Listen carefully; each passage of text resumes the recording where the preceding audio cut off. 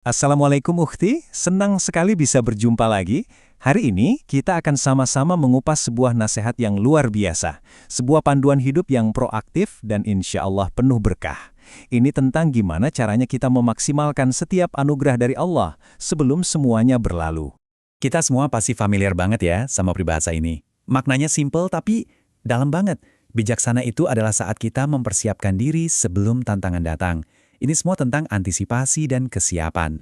Pertanyaan yang bagus. Logika sedia payung ini kan relevan banget ya dalam kehidupan sehari-hari kita.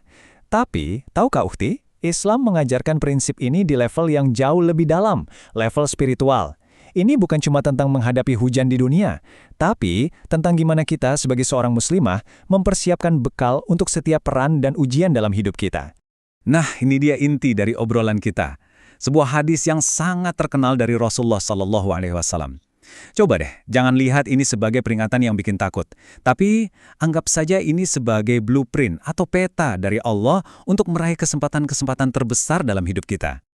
Kelima poin inilah yang akan menjadi peta jalan kita. Setiap poin ini adalah anugerah, sebuah kesempatan emas yang perlu kita genggam erat-erat. Oke, siap ya? Mari kita bedah lebih dalam satu persatu. Kita mulai dari kesempatan pertama, masa muda. Wah, ini adalah masa-masa di mana kita lagi kuat-kuatnya, semangatnya lagi membara-baranya.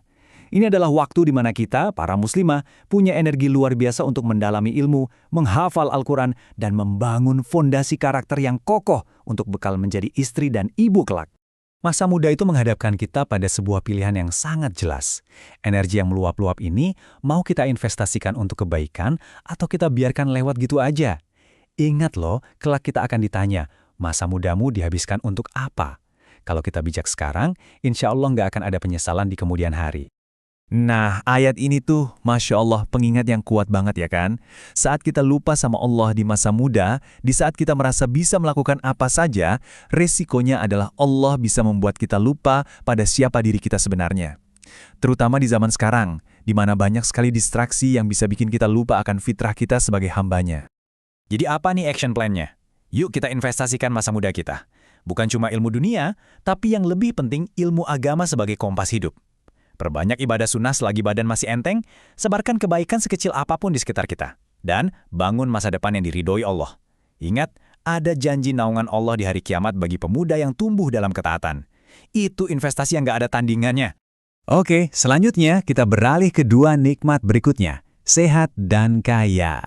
Ini dia nih dua anugerah yang sering banget kita anggap biasa aja, sampai akhirnya keduanya pergi meninggalkan kita. Baru deh kita sadar betapa berharganya.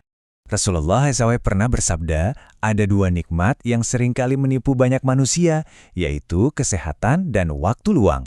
Yuk, kita fokus dulu ke yang pertama, yaitu kesehatan. Saat kita sehat, rasanya semua pintu kebaikan itu terbuka lebar kan? Jadi, poin krusialnya begini, kesehatan fisik kita itu ibarat kendaraan untuk amal soleh kita. Dengan tubuh yang sehat, kita bisa sholat dengan khusyuk, puasa dengan ringan, bahkan merawat anak-anak dan suami dengan penuh energi. Semua itu bernilai ibadah di sisi Allah. Jangan tunggu sampai sakit, baru sadar betapa mahalnya nikmat ini.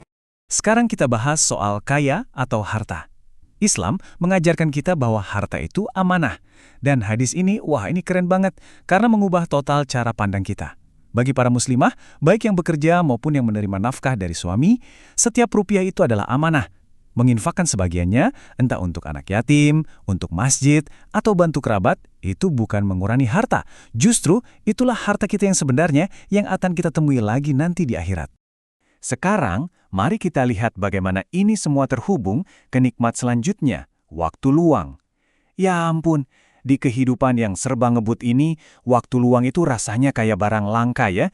Nah, justru karena langka, cara kita menggunakannya jadi sangat-sangat krusial. Coba deh kita renungkan betapa dahsyatnya ayat ini. Allah Subhanahu wa Ta'ala sampai bersumpah dengan waktu itu sendiri. Ini menunjukkan betapa tak ternilainya setiap detik yang kita punya. Kalau kita nggak mengisinya dengan iman dan amal soleh, kita ini, kata Allah, berada dalam kerugian yang nyata. Ini pertanyaan buat kita semua, termasuk saya. Gimana caranya supaya kita nggak termasuk orang-orang yang merugi itu? Jawabannya ada pada cara kita menginvestasikan waktu-waktu luang kita. Inilah jawabannya para muslimah. Kuncinya adalah proaktif. Bukan menunggu ada waktu luang untuk baca Al-Quran, tapi sediakan waktu khusus untuknya, walau cuma 1 halaman setelah sholat. Di sela-sela kesibukan ngurus rumah atau kerjaan, coba deh dengarkan kajian ilmu lewat ponsel. Setiap momen bisa jadi investasi untuk memperbaiki diri kita. Dan sampailah kita pada kesempatan yang terakhir, yang paling besar dan mencakup semuanya, yaitu kehidupan itu sendiri. Karena hidup inilah wadah dari semua nikmat yang tadi kita bahas, masa muda, kesehatan, kekayaan, dan waktu luang. Ayat ini dengan sangat lembut tapi juga tegas mengingatkan kita tentang sebuah kepastian. Kehidupan dunia kita ini hanya sementara. Ada garis finish yang pasti akan kita jumpai. Dan kesadaran inilah yang seharusnya membentuk cara kita menjalani setiap detik kehidupan kita. Metafora ini indah sekali. Rasulullah Shallallahu Alaihi Wasallam menasihati kita untuk hidup di dunia ini laksana seorang musafir, seorang pengembara. Nah, sebagai seorang musafir yang cerdas, seorang muslimah itu pasti menyiapkan bekal terbaik untuk tujuannya. Bekal itu adalah kesabaran yang mendidik anak, keikhlasan yang melayani keluarga, dan setiap amal soleh yang ia kerjakan di sepanjang perjalanannya. Jadi, inilah kelima kesempatan emas itu.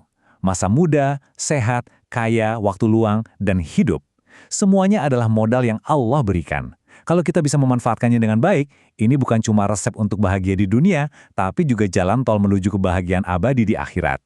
Sebagai penutup, saya ingin tinggalkan ukhti semua dengan pertanyaan ini. Ini bukan lagi sekedar teori, tapi sebuah panggilan untuk bertindak. Dari kelima anugerah ini, muda, sehat, harta, waktu, dan hidup, coba pilih mana satu saja yang bisa Anda syukuri dan manfaatkan dengan lebih baik lagi, dimulai dari hari ini.